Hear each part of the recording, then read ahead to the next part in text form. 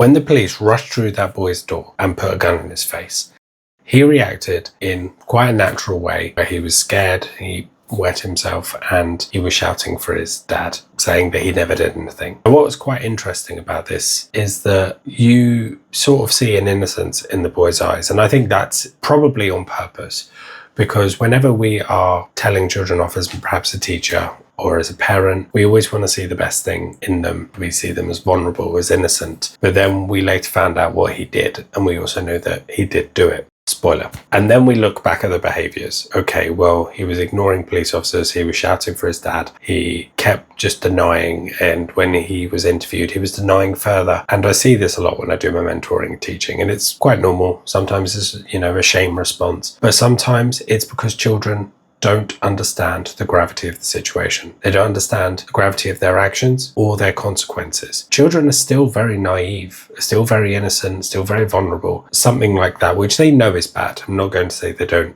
know the difference between right and wrong. A lot of the time they do it, but they don't really know what that means. They don't really understand, in this case, the severity of death, the severity of prison, and also the impact that the police breaking down the door, arresting him in the middle of the morning, in the middle of the street, what that's had to his family, the community, but not just the community within his area, the community within his school, the teachers, the pupils, and the victims' friends and families. It's a huge, huge thing to think about. It's very hard as a teenager or a young person to conceptualize that. And then when we look back and think, how could we improve that in our children? How can we improve that in our teenagers so they do know the severity of their actions? We're left with, we need to give a better education. We need to teach them more. We need them to truly empathize and understand and build their emotional intelligence.